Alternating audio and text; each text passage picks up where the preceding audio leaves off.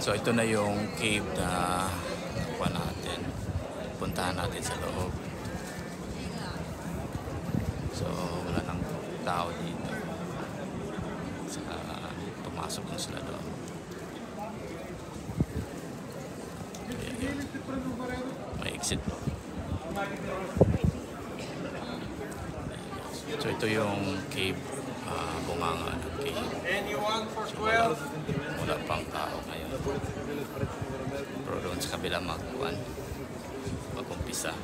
So ganito ka forma ng cave sa labas. Ayan. Daming tao, daming turista.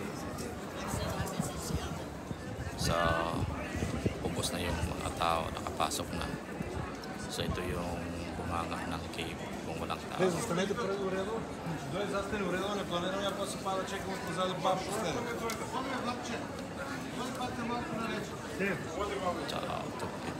12:15 yung pasokan natin. Що правим ако не се не се? Постоим, ja?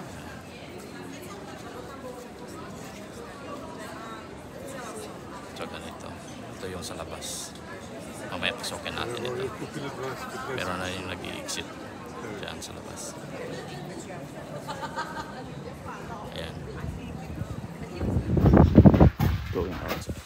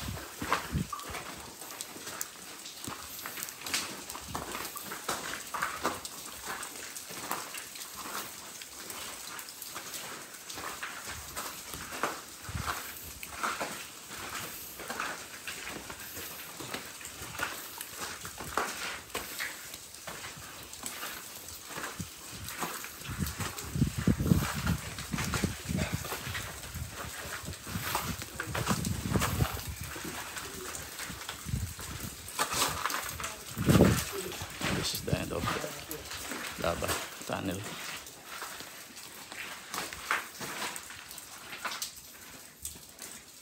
And actually, many farmers they discover caves in Iceland. So I know about a farmer, his name is Snorri. He's the best shepherd in Iceland actually. People hire him especially to look for the sheep.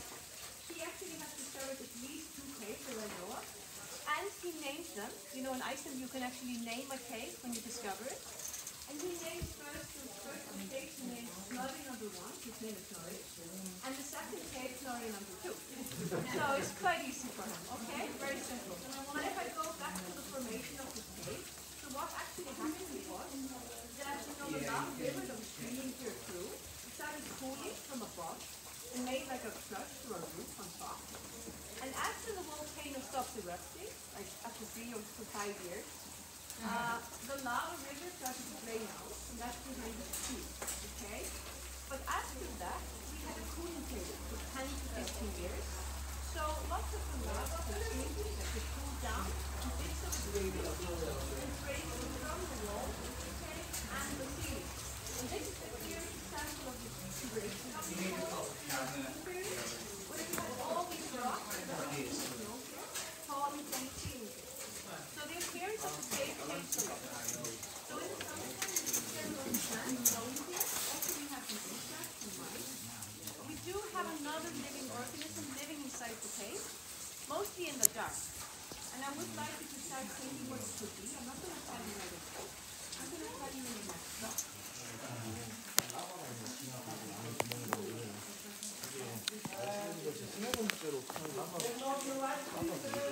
훨씬 많다는 뜻이죠. 여기 보시면은, 그렇죠? 1600년 이렇게 막 의심부터 And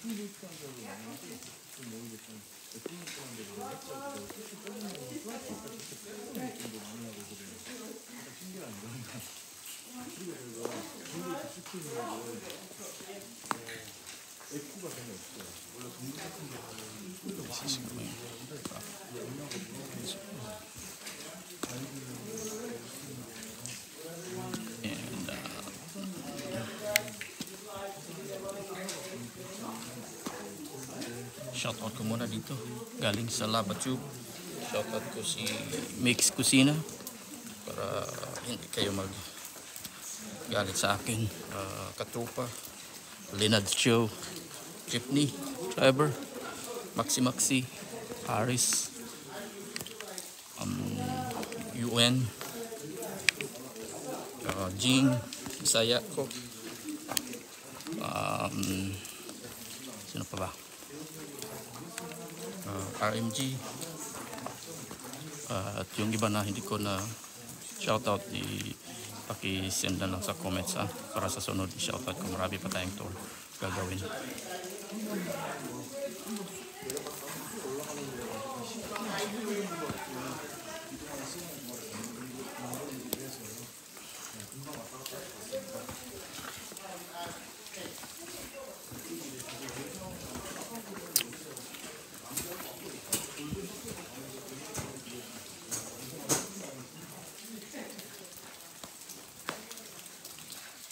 This is the LavaTube, dark and quiet.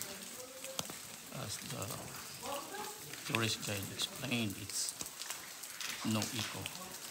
It's a soundproof.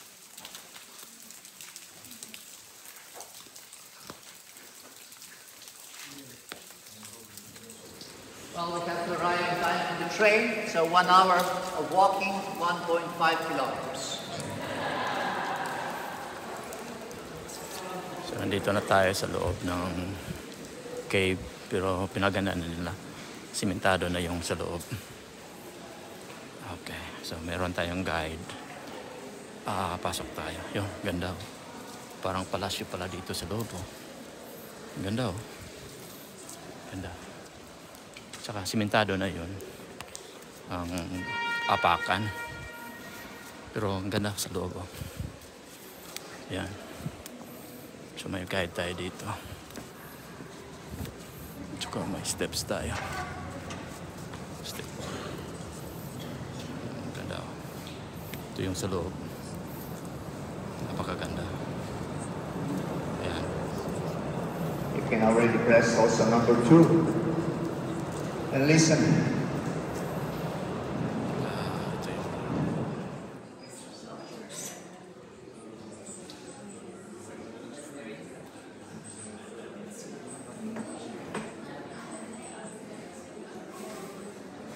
As audio explained. So, all the way to the end together, so we reach the training time, okay? Press number 2, and just press the number that you see along the way. Okay. Enjoy.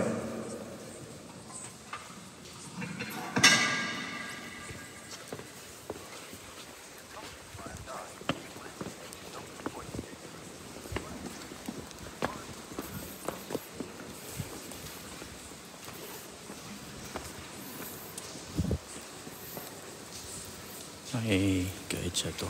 Kita mo yan. Napakaganda.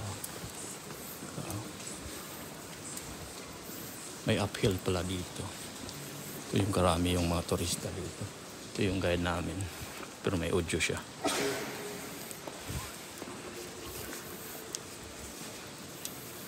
Ganda talaga. Ginawa ng Panginoon. Wow.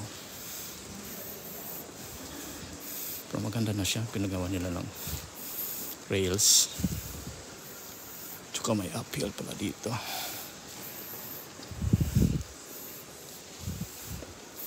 So dito yung pinaka-trisyon nila.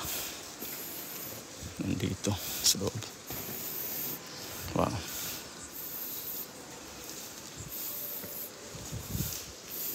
Napakaganda. Kita mo sa side to side.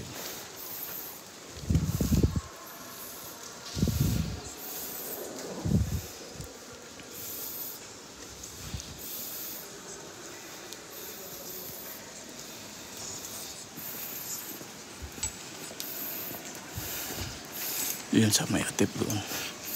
Kita mo.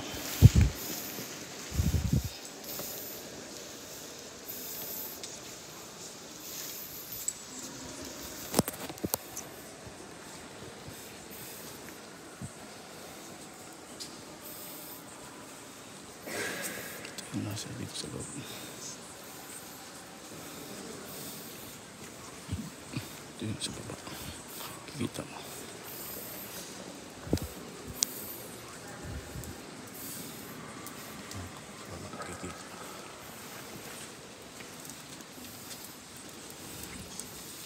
Nasa gilid. Napakaganda.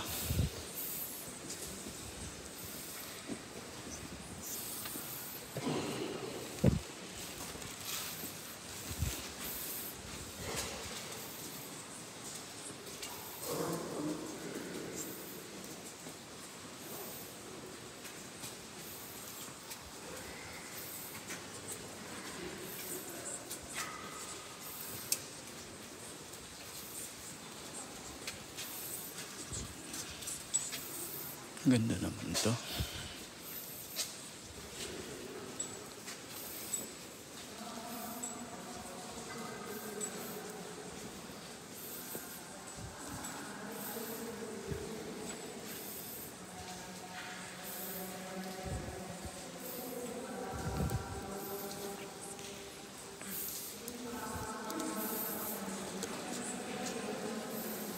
Ganda.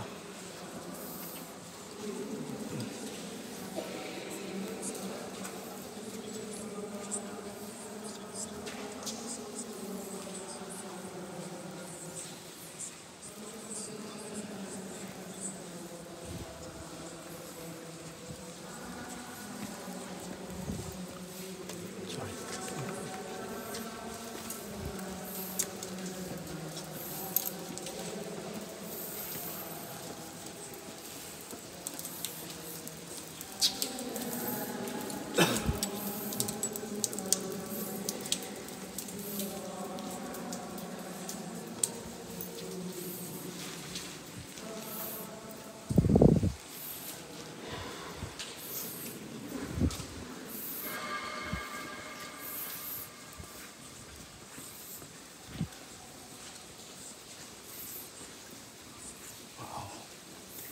That's a beautiful place.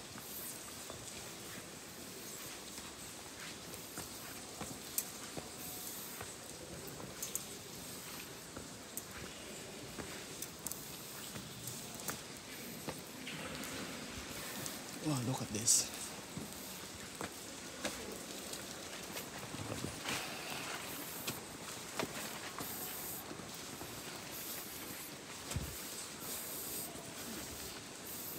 It's a huge one.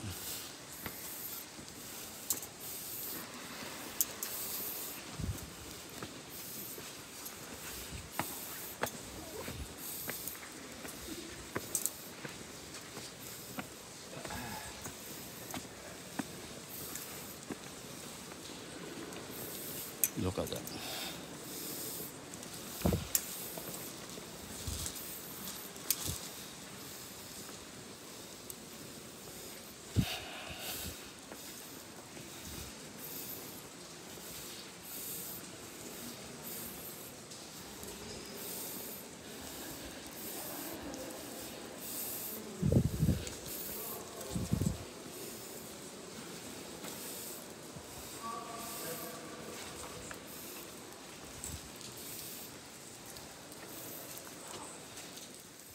So dito natin makita yung number 9 station.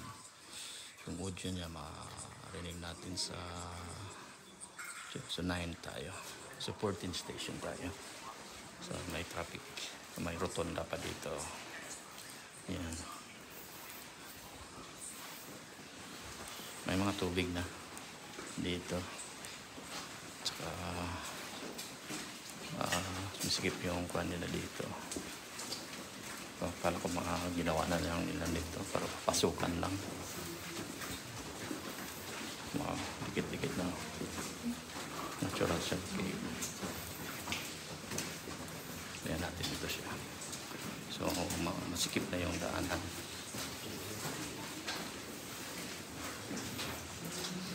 Pero madaanan mo pa rin. Sikip na siya. Sikip na yung daanan mo. 20 dito.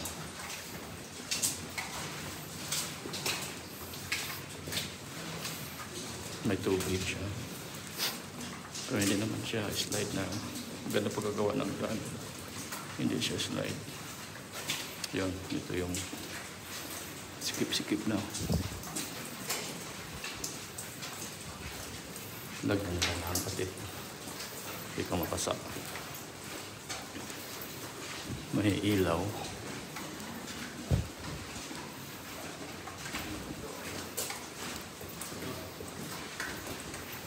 Paano ba ito ginawa ng ilaw?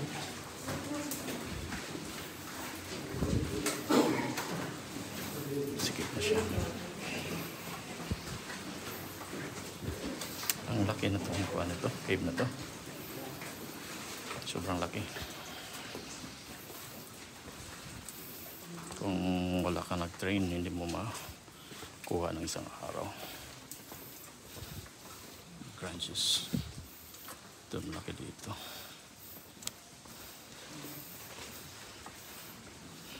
May mga pokla doon.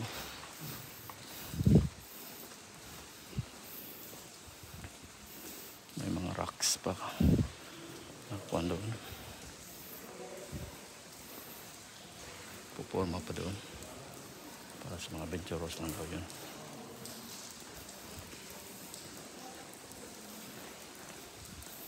Madilim pa, madilim. Sa loob, alas 12 tayo pumasok. Ito yung kasamahan natin. Yan. Mga foundation. Doon, meron pang naka-forma pa. Oh. Mga stone slide pa doon. Yun. So, nag-landslide doon. Wow. Station number 10 tayo.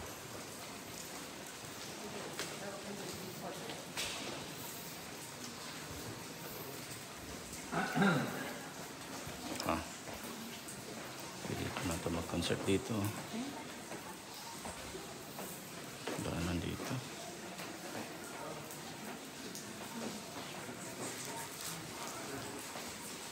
Kasama natin. May tubig na dito.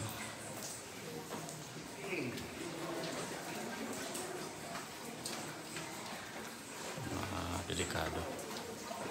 Mabangga ka doon. Baba dito. Dito tayo dadaan.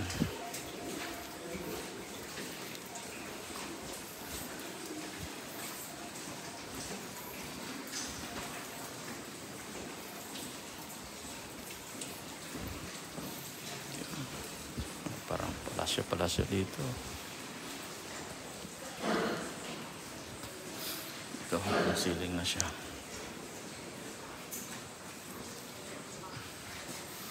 Taas naman, oh. Ganda. Tsaka lalagyan nila ng ilaw. Tsaka yung bato dito, maganda, oh.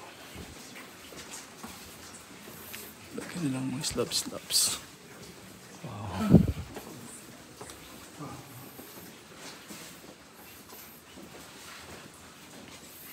Yan. Dilim dito. Tsaka makitin na yung daan. Low ceiling siya.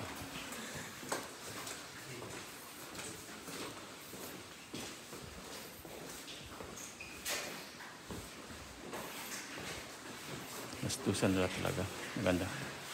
Maganda pagkagawa.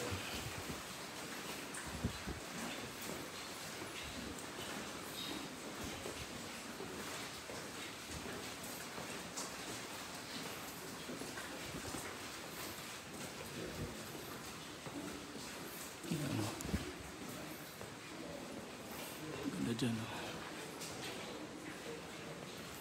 Dito, sikip na lang daanan dito.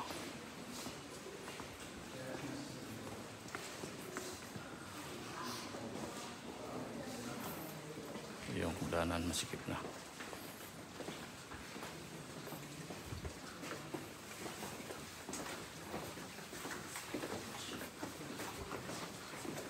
So,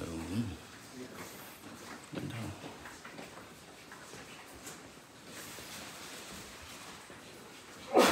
So, Bless you. bless you. Yan. Ganda. Laki. Pretty big. Huge. Parang cathedral siya.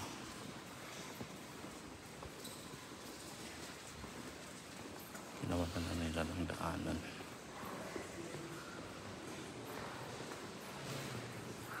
Kaya maganda na siya.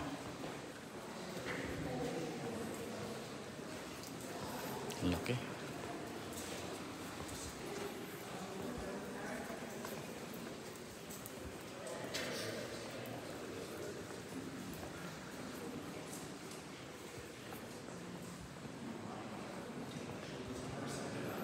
Ayan. Napakalaki. Ganda.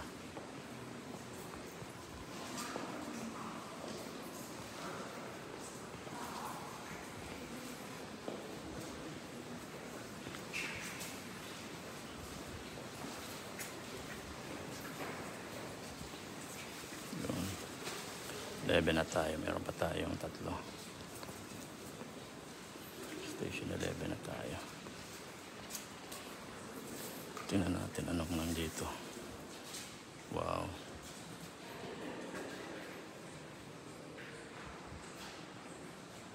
Lalim, oh.